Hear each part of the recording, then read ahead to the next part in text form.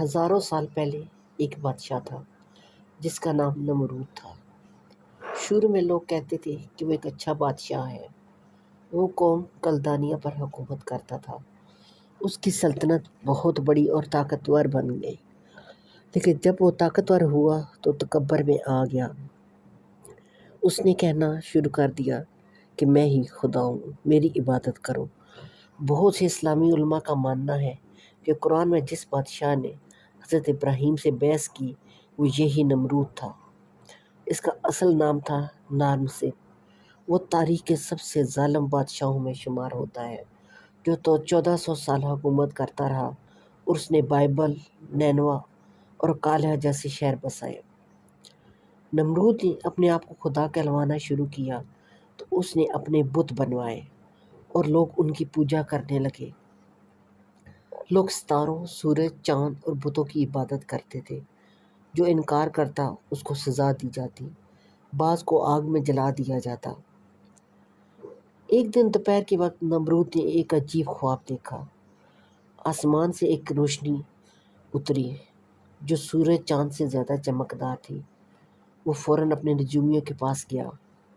انہوں نے کہا ایک لڑکا پیدا ہوگا جو آپ کی حکومت گرا دے گا اور لوگوں کو سچے دین کی طرف لے جائے گا۔ یہ سن کر نمرود نے حکم دیا تمام لڑکوں کو قتل کر دو۔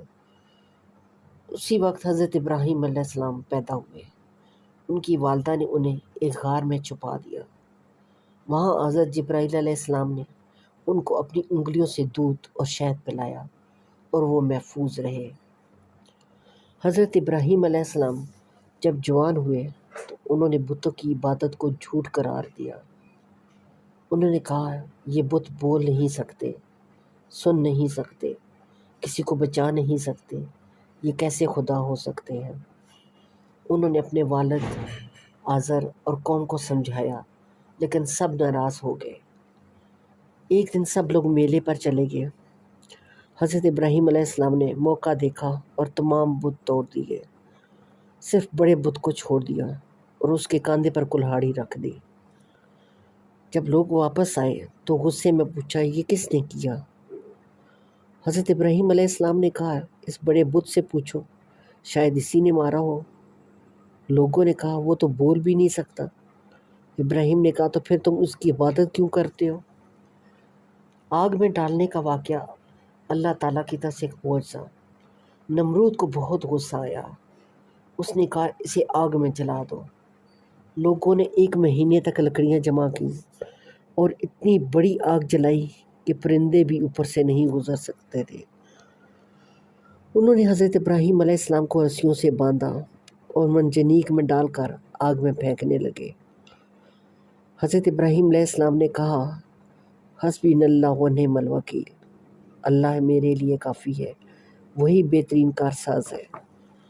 فرشتے مدد کو آئے، لیکن حضرت ابراہیم علیہ السلام نے کہا مجھے اللہ پر بھروسہ ہے، وہ چاہے گا تو بچا لے گا۔ تب اللہ نے فرمایا اے آگ تو ابراہیم کے لیے ٹھنڈی اور سلامتی والی ہو جا۔ سورہ انبیاء آیت نمبر 69 میں یہ بات موجود ہے۔ آگ فوراً ٹھنڈی ہو گئی اور حضرت ابراہیم علیہ السلام بغیر کسی نقصان کے باہر نکل آئے۔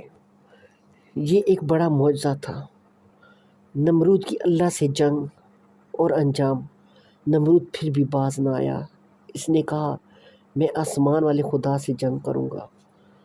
اس نے ایک بہت بڑا مینار بنوایا اور تیر لے کر آسمان کی طرف چلائے۔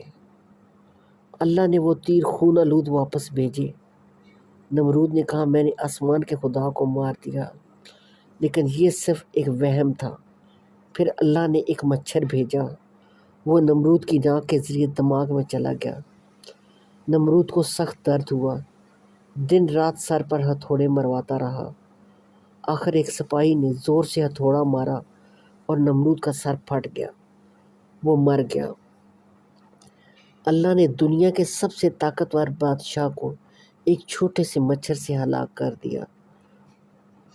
امام شافعی فرماتے ہیں اللہ نے مچھر کو اس لیے پیدا کیا کہ وہ اپنے ایک بندے کو غرور کی سزا دے۔ ہمیں سیکھنا چاہیے کہ کبھی غرور نہ کرو، اللہ سے دشمنی نہ کرو اور ہمیشہ اسی پر بھروسہ رکھو۔ اگر یہ کہانی آپ کے دل کو لگی ہو تو اسے آگے ضرور پہنچائیں، لائک کریں، کمنٹ کریں اور میرے چینل کو سبسکرائب کرنا نہ بھولیں۔